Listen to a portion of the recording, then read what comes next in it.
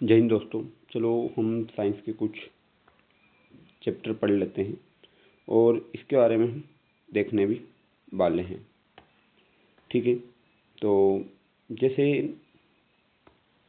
आपका इकोसिस्टम है, इसको कौन डिफाइन करके रखता है? तो जो इकोसिस्टम बनता कैसे है, तो an ecosystem is the interaction of all organism in an area with the physical surrounding. जो भी सराउंडिंग से घिरे हुए होते हैं, जैसे बायोटिक कंपोनेंट और अबायोटिक, दोनों से मिलकर आपको क्या बनता है? इकोसिस्टम बनता है। बायोटिक में आ जाते हैं जिसके अंदर जान होती है, और अबायोटिक में आ जाता है जिसके अंदर लाइफ नहीं होती है।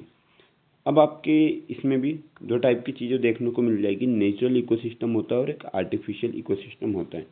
नेचुरल, जिसमें चीज़ें क्या मिल रही है आपको? नेचुरली मिल रही है। जैसे आपको फॉरेस्ट नेचुरली मिल जाता है, बर्ड एनिमल आप थोड़ा ना जाके बनाते हो, तो ये सेल्फ बन जाते हैं और सेल्फ अपनी ग्रो करते हैं।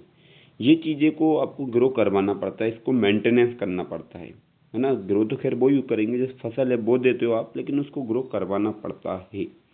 तो ये हो जाएगी आपकी आर्टिफिशियल इकोसिस्टम। इसके बाद आपका आता है three role of life. Life के तीन रोल्स होते हैं। जैसे सबसे पहले आता है प्रोड्यूसर, एक होता है आपका कंज्यूमर, एक होता है डिकम्पोजर। डेफिनेशन याद रखना, organism that create organic compound sugar और starch from sunlight using chlorophyll. इसको हम बोलते हैं प्रोड्यूसर, है ना। जो सनलाइट और क्लोरोफिल के मिक्सअप से क्रिएट करते हैं क्या? ऑर्गेनिज्म, जैसे शुगर और स्टार्च बनाते हैं। जैसे ग्रीन प्लांट और ब्लू एल्गी हैं, वो सनलाइट आएगी और इसमें ऐड होगी तो ये फूड अपना बना ले। कंज्यूमर होगा, organism depend on producer, herbivores, carnivores, omnivores and parasite. Herbivores होता है जो हरा चारा, हरी चीज़ें खाते, प्लांट से चीज़ें लेते हैं उसको। कार्निवोरस होता है जो एनिमल्स को खाता है, और ओमनिवोर्स होता है जो प्लांट भी खाता है एनिमल भी खाता है, जैसे ह्यूमन बींग वगैरह हुए वो। और पैरासाइट होते हैं मच्छर वगैरह जो इंसान का खून वगैरह खाते हैं, ना तो पूरा मारते हैं और भोजन भी प्राप्त कर लेता है। डिकम्पोजर माइक्रो ऑर्गेनिज्म, बैक्टीरिया और fungi dead break down dead remains. जो भी मरे हुए जानवर है उनको, उनसे अपना भोजन ग्रहण करते हैं, जैसे फंगी बैक्टीरिया हो गए, तो ये उसको मिट्टी में मिला देते हैं, उसके लिए न्यूट्रिशन भी दे देते हैं, तो उसको हम बोलते हैं डिकम्पोजर। क्या होगा जब when organism dies, an organism dies, जब कोई सा भी लिविंग ऑर्गेनिज्म मर जाता है, तो without decomposer complex organic sustain would not break down into simple organic soil nutrient, stopping the cycle replacement, है ना। तो जब तक कुछ भी नहीं होगा, क्योंकि वही क्या करते हैं, उसको साइकिल जो होती है उनकी, उसको ब्रेक डाउन करके मिट्टी के अंदर मिला देते हैं। इसके बाद ये भी इम्पोर्टेंट है, फूड चेन और फूड वेब भी पूछ लेते कभी। फूड चेन क्या होती है? एक लीनियर सीक्वेंस होता है एनर्जी का। जैसे ग्रास से एनर्जी डीएनए ली, डीएर से लो एनए ली। वहीं फूड वेव होता है, in nature relationship are really straight line, each organism is written by multiple other creating web. Web के द्वारा अलग अलग तरीके से क्रिएट किए जाए। जैसे मान लो ग्रीन प्लांट जो है, इनसे फूड बटरफ्लाई लेगा, स्नेक लेगा, रेबिट लेगा, फॉक्स लेगा, इनसे कितने सारे लेके गए। अब इनको कौन खा रहा है? जैसे फ्रॉग, ये स्प्रो और स्नेक, इस तरीके से डिपेंड है। अब रेबिट के ऊपर ये दो डिपेंड है, ईगल वगैरह है, और इसके ऊपर ये डिपेंड है। तो इस तरीके से क्या होंगे, ये मल्टीपल तरीके से वेब बन गई, एक जाल बन गया इस टाइप का, है ना। जो जाल बनता है अलग अलग, उसको हम बोलते हैं फूड वेब। अब इसका जाता है हिरार्की ऑफ एनर्जी, है ना, ट्रॉपिकल लेवल। तो सोलर एनर्जी तो सबके लिए क्या है? फिक्स है पूरे वर्ल्ड में। तीन तरीके के हमारे वो होते हैं, first tropical level, second tropical, third.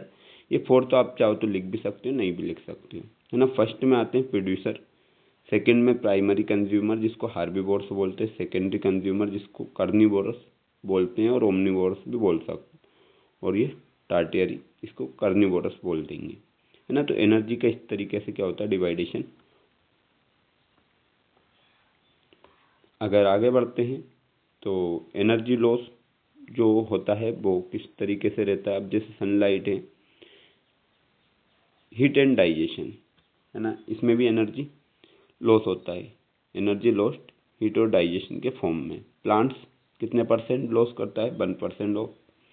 Primary consumer जो होता है 10% लो, only 10% of energy is transfer to the next level. मात्र 10% एनर्जी क्या होती है, एक लेवल से दूसरे लेवल तक पहुंच पाती है।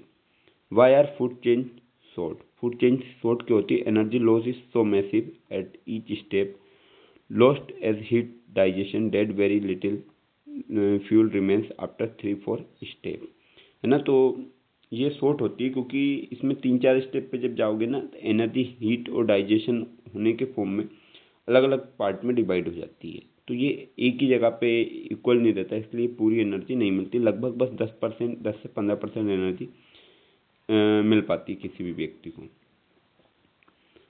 Unit directional flow of energy, है ना, ये एक ऑब्जेक्टिव भी पूछा गया था। तो unlike nutrients energy does not cycle, energy cycle नहीं है। Energy captured by plant never return to the sun. Energy जैसे सन एनर्जी देता है तो प्लांट क्या करता है, उसको कैप्चर कर लेता है, लेकिन सन को डबल एनर्जी लौटाता नहीं है वो। एनर्जी ईटन बाय डियर नर never return to the grass. अगर हमने जो एक हिरन ने घास खाया, घास से उसको एनर्जी मिली तो वो घास को डबल से लौटाएगी नहीं। It is lost to the environmental as heat, है ना। तो इन्वायरमेंटल के लिए एक हीट लॉस्ट है, तो इसलिए इसको यूनिडायरेक्शनल मतलब एक ही डायरेक्शन में बोलते हैं। देखो, सनलाइट से प्रोड्यूसर ने ली, प्रोड्यूसर से हार्बीवोर्स, हार्बीवोर से कार्निवोर्स ने ले ली, है ना। तो ये एनर्जी वापस उनके पास डबल नहीं आएगी, उनको डबल क्रिएट करना पड़ेगी। अब आ जाते हैं बायोलॉजिकल मैग्निफिकेशन के ऊपर। द हिडन कॉस्ट क्या है? अब जो ट्रॉपिकल लेवल है, टॉप में आ जाते हैं आपके ह्यूमन, सेकंड प्लांट हार्बीवोर्स, और थर्ड लेवल पे आते हैं प्लांट या पेस्टिसाइड वाटर इंटर।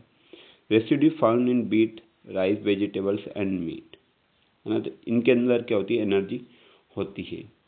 अब बायोलॉजिकल मैग्निफिकेशन मतलब इन चीज़ों से मिलके हम क्या करते हैं, अपनी बॉडी को ग्रो करते हैं।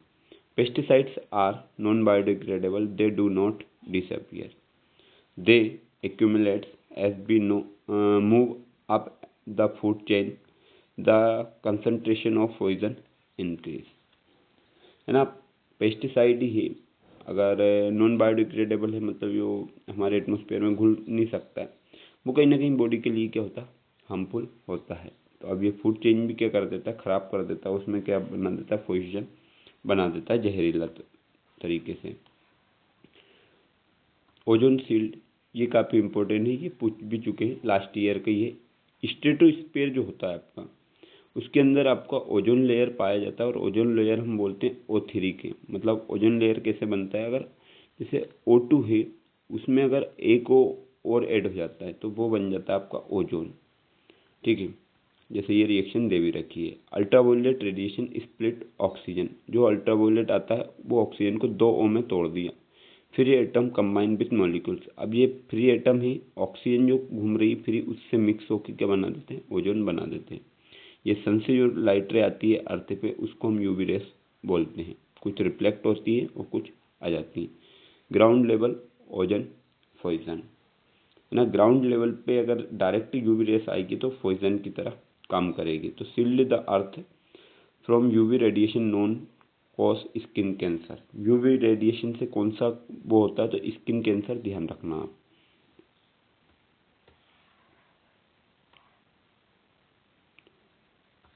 डिप्लेशन एंड द क्योर, है ना। डिप्लेशन कैसे कमी ला सकते हैं और क्योर क्या हो कर सकते हैं। तो एक कल्पिट है CFC, क्लोरोफ्लोर कार्बन, ठीक है। काय कि CFC is used in refrigerant attack the ozone layer, ozone layer के अटैक जो होता है उसके कारण इसमें क्या रखा जाता है, CFC, क्लोरोफ्लोरोकार्बन रखा जाता है। The United Nation Environmental Programme UNEP formed an agreement to freeze CFC production, ना। CFC जो प्रोडक्शन है उसको फ्रिज करके रखने का काम भी करा गया है। Mandatory CFC free manufacturing world wide, पूरे विश्व में ये फ्रीली क्या हो रही, मैन्युफैक्चर हो रही है। तो हम यूवी रेस से, ओजोन लेयर से बचा जा सकता है ना। 1987 में ये एग्रीमेंट हुआ था।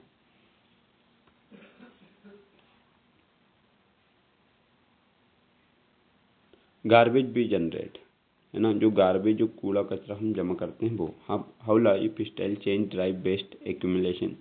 अब देखो, पास्ट टाइम पे रीयूजेबल इस टाइप की चीज़ें बनाते थे। अब जैसे एक्सपेरिमेंट बना biodegradable but depleted top soil को डिप्लेटेड, और डिस्पोजल पेपर, है ना, प्रेजेंट टाइम पे इस टाइप का। वैसे ये यूज़ करना चाहिए, ये मिट्टी का होता है, ये टूट फूट के वापस से मिट्टी में मिल जाएगा। और ये जो प्लास्टिक है वो डिस्पोजेबल नहीं है। तो modern packaging and disposal attitudes have exponentially increased non biodegradable waste. हम प्लास्टिक वगैरह ज़्यादा यूज़ कर रहे हैं, वो डिग्रेडेबल नहीं है, नॉन बायोडिग्रेडेबल है, मतलब वो मिट्टी में नहीं मिले जा सकते, ख़त्म आसानी से नहीं होंगे। उनके कारण उनको जलाओगे फेंकोगे तो पोल्यूशन बढ़ेगा। By plastic does not rot, plastic की रोट नहीं हो सकती। Enzymes are specific, the enzymes in bacteria that break down food can not break down plastic. Enzyme जो होते हैं वो बाकी सारी चीज़ों को, बैक्टीरिया वगैरह जो भी चीज़ फूड वगैरह को तो ब्रेक डाउन कर देते हैं, है ना, तोड़ ताड़ देंगे। Break down by biological process, इनको तो वो तोड़ देंगे। नॉन बायोडिग्रेडेबल, अब ये प्लास्टिक की जो भी चीज़ है ये इनको तोड़ना बहुत मुश्किल होगी, है ना, क्यों? Just we can not digest coal, bacteria can not digest synthetic material, है ना, इनको डाइजेस्ट करना उनके लिए पॉसिबल नहीं होगा। तो ये कहीं ना कहीं हार्मफुल बना जा रहा है आज के टाइम पे एटमॉस्फेयर के लिए। मैनेजिंग अवर वेस्ट, कैसे मैनेज कर सकते हैं? सेग्रीगेशन, मतलब separating biodegradable from non biodegradable. जो गीला कचरा है उसको एक साइड, जो बायोडिग्रेडेबल है नॉन बायोडिग्रेडेबल, मतलब सारी चीज़ों को आप अलग अलग तरीके से मैनेज कर सकते हो। Composting, burying organic kitchen waste to replenish soil, है ना, मिट्टी के अंदर आप क्या कर सकते हो, जो भी घर से किचन से निकला हुआ चीज़ें हैं उसको मिट्टी के अंदर आप दाप सकते हो जिससे एक फर्टिलाइज़र बन सके। Recycling, processing plastic and glass for reuse, plastic और ग्लास का रीयूज कर सकते हो, है ना, ये recycling. Sewage treatment, cleaning water before release, पानी को रिलीज करने से पहले उसको सफाई कर दोगे तो आपका सीवेज ट्रीटमेंट ठीक हो जाएगा।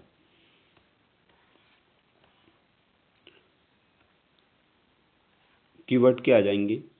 इंटरडिपेंडेंस, बायोटिक और अबायोटिक दोनों क्या होता है, एक दूसरे को बैलेंस करके रखते हैं, है ना। मिट्टी नहीं होगी तो आप रह नहीं पाओगे, आप नहीं हो तो आपके लिए मिट्टी कोई काम की नहीं। एनर्जी फ्लो जो होता है लीनियर 10% लो, है ना, फॉलो करती, ध्यान रखना। Consequence, biological magnification, ozone depletion, ये इसके कारण है कुछ भी। रिस्पॉन्सिबिलिटी क्या है? वाटर मैनेजमेंट एंड सस्टेनेबिलिटी तरीके से आपको चीज़ों को यूज़ करना है। तो बाकी सब तो हो सकता है आपको ठीक लगा हो, आपका जो वेब नेचर है इस टाइप का, है ना, तो आपको क्या करना है, एटमॉस्फेयर को बचा के रखना और अच्छे से एग्ज़ाम देना है, ठीक है।